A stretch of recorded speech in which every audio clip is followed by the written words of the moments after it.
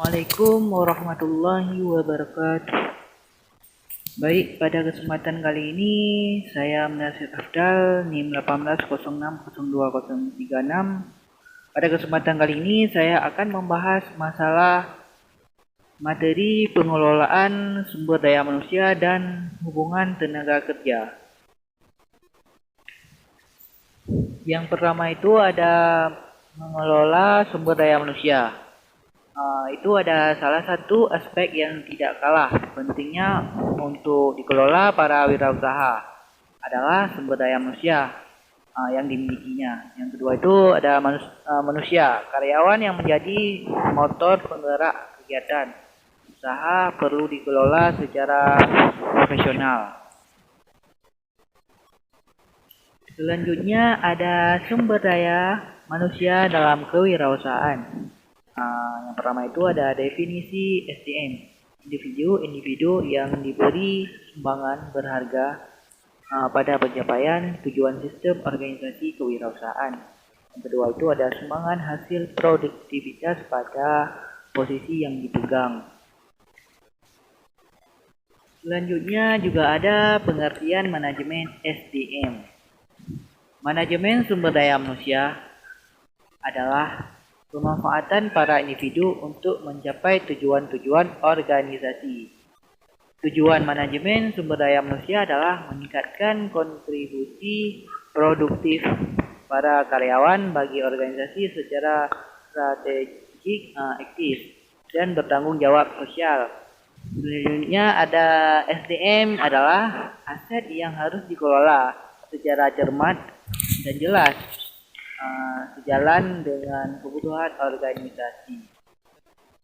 Di sini juga ada dijelaskan pada tabel ruang lingkup manajemen sumber daya manusia secara holistik. Itu ada fungsi MSDM. Yang pertama itu ada pengadaan SDM. Secara subfungsi operasional itu ada perencanaan SDM, penarikan SDM, seleksi SDM, penempatan SDM, pembekalan SDM. Yang kedua itu ada pengembangan SDM. Itu ada terdapat pada subfungsi operasional, itu ada pendidikan dan pelatihan, pengembangan atau karir. Yang ketiga itu ada pemeliharaan SDM. Itu ada terdapat pada fungsi operasional, itu ada kompensasi, integrasi, hubungan perburuh atau PHK. Yang kedua itu ada industri MSDM, analisis jabatan, penilaian presentasi kerja atau evaluasi jabatan. Di sini juga ada dijelaskan apa sih perbedaan MSDM dengan manajemen personalia. Dalam istilah manajemen personalia terkandung pengertian bahwa karyawan personalia hanya dianggap sebagai salah satu faktor produksi saja yang tenaga harus digunakan secara produktif bagi pencapaian tujuan perusahaan. Sedangkan dalam istilah MSDM terkandung pengertian bahwa karyawan SDM yang ada dalam perusahaan merupakan aset kekayaan milik yang berharga perusahaan sehingga harus dipelihara dan dipenuhi kebutuhannya dengan baik. Selanjutnya juga ada tujuan-tujuan MSDM. Pertama itu ada tujuan organisasional, yang kedua itu ada tujuan fungsional, yang ketiga itu juga ada tujuan masyarakat, yang keempat juga ada tujuan personal. Jadi di sini juga ada tujuan organisasional. Yang pertama itu ada memastikan bahwa MSDM berkontribusi pada efektivitas organisasional. Departemen SDM membantu para manajer untuk mencapai tujuan organisasi. Dalam hal ini, para manajer atas para bawahannya Departemen Sumber Daya Manusia hanya memberikan dukungan dalam hal-hal yang terkait dengan pengelolaan SDM. Selanjutnya juga ada tujuan fungsional. Yang pertama itu ada menjaga kontribusi Departemen SDM dalam tingkat yang layak bagi kebutuhan-kebutuhan organisasi. Sumber-sumber daya akan terbuang percuma jika MSDM tidak direncanakan secara optimal secara kebutuhan organisasi. Selanjutnya juga ada tujuan kemasyarakatan, bersikap etis dan bertanggung jawab sosial terhadap kebutuhan-kebutuhan dan tantangan-tantangan masyarakat, sembari meminimalkan dampak negatif tuntutan tersebut bagi organisasi. Selanjutnya juga ada tujuan personal, itu membantu para karyawan mencapai tujuan-tujuan pribadi mereka sejauh tujuan-tujuan mendorong kontribusi individual bagi organisasi. Tujuan personal para karyawan akan mencapai jika para karyawan dipelihara, dipertahankan, dan dimotivasi. Jika tidak demikian, kinerja dan kepuasan karyawan akan menurun, dan karyawan bisa meninggalkan organisasi. Selanjutnya juga terdapat fungsi-fungsi MSDM. Itu ada persiapan dan seleksi. Antara lain ada analisis dan desain jabatan. Yang kedua itu ada perencanaan SDM. Yang ketiga itu rekrutmen. Yang keempat ada seleksi. Yang selanjutnya ada pengembangan dan evaluasi. Yang pertama itu ada orientasi, penempatan, dan PHK. Yang kedua itu juga ada dilaksanakan pelatihan dan pengembangan. Di situ juga ada perencanaan karir. Di situ juga ada penilaian dalam kinerja. Di sini juga ada kompensasi dan proyeksi. Di situ ada upah atau gaji, insentif atau tunjangan dan layanan.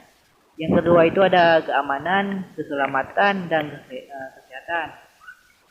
Selanjutnya ada hubungan karyawan dan audit. Itu ada dijelaskan ada hubungan karyawan. Itu ada hubungan serikat pekerjaan atau manajemen. Itu juga ada audit MSDM. Di sini juga ada penyediaan staf atau juga ada pengembangan sumber daya manusia atau juga ada kompensasi atau keselamatan dan kesehatan. Di sini juga ada hubungan karyawan dan pemburuan. Selanjutnya ada penyediaan staf. Itu penyediaan staf atau staffing itu merupakan proses untuk memastikan bahwa organisasi memiliki jumlah karyawan yang tepat dengan berbagai keahlian yang memadai untuk menjalankan pekerjaan-pekerjaan yang tepat pada waktu yang tepat untuk mencapai tujuan organisasi. Itu ada penyediaan staf mencakup itu ada analisis jabatan atau perencanaan SDM. Itu ada perekrutan atau seleksi. Ini ada lanjutan pengembangan SDM. Ini juga ada pengembangan SDM. Human Record Development atau juga disebut fungsi utama MSDM yang tidak hanya terdiri atas pelatihan dan pengembangan, namun juga aktivitas-aktivitas ini perencanaan dan pengembangan karir individu, pengembangan organisasi, pengembangan organisasi atau juga disebut serta manajemen dan penilaian kinerja. Selanjutnya ada kompensasi. Itu kompensasi mencakup keseluruhan imbalan yang diberikan kepada masyarakat. sebagai penghargaan atas jasa mereka yang meliputi yang pertama itu ada kompensasi finansial atau langsung, bayaran yang diterima dalam bentuk gaji, upah, komisi atau bonus.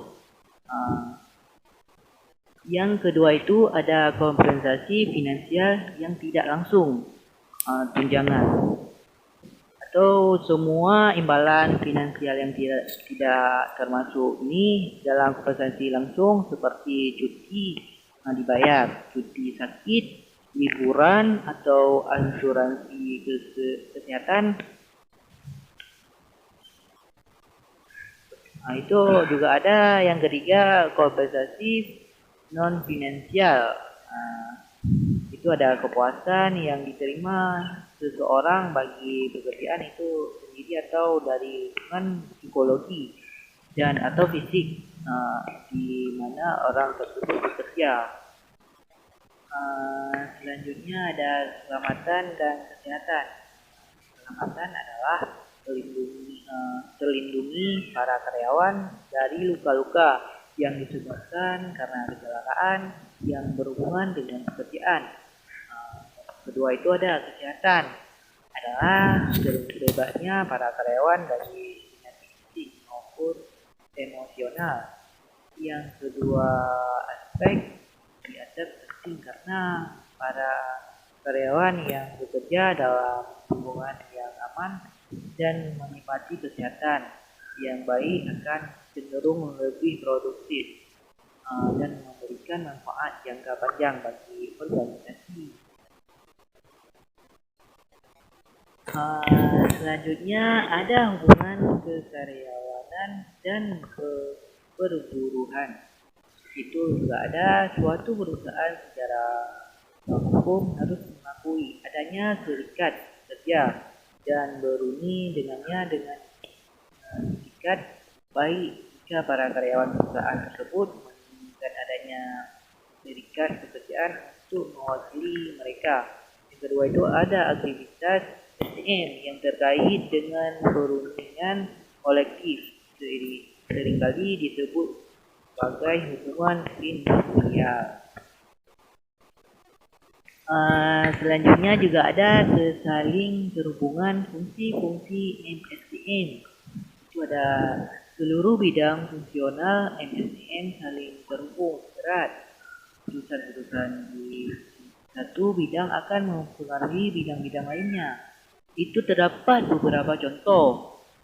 Itu ada yang pertama, merekrut calon-calon berkualitas terbaik hanya akan membuang waktu atau tenaga dan uang jika kompensasi yang diberikan tidak bisa memotivasi karyawannya.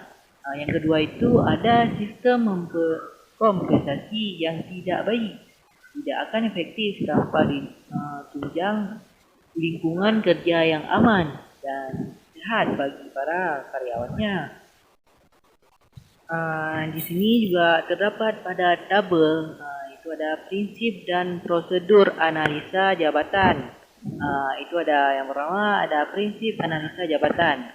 Itu yang pertama itu harus ditentukan secara jelas batas-batas pekerjaan dalam jabatan. Hal ini ada dalam jabatan. Yang kedua itu harus berdasarkan atas kenyataan sebenarnya objektif menggunakan data berkaitan dengan wewenang yang ada.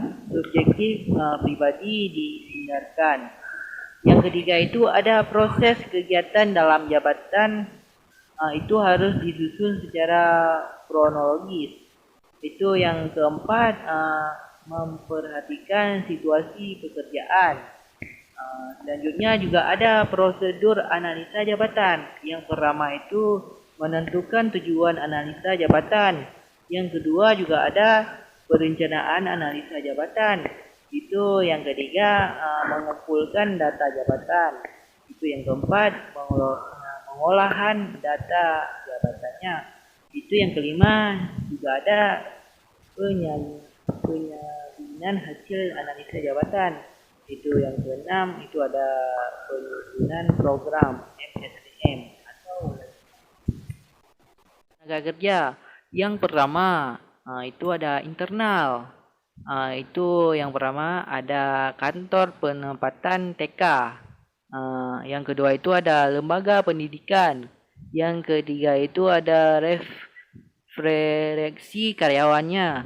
Yang keempat ada serikat buruh. Itu yang kelima juga ada pencakokan. Yang keenam ada nepotif. Itu yang ketujuh juga ada pasar tenaga kerja. Selanjutnya ada keputusan penarikan. Itu ada bergantung pada keuntungan dan kerugian atau kelemahan dari masing-masing sumber penarikan tenaga kerjanya. Demikian pembahasan untuk kesempatan kali ini. Semoga materi yang saya jelaskan ini bermanfaat. Dan apabila ada salah kata mohon dimaafkan. Dan selebihnya saya ucapkan terima kasih kepada ibu saya, Ibu Sri Murni, dan mohon maaf apabila ada salah dalam penyampaian materi. Jadi, wassalamualaikum warahmatullahi wabarakatuh.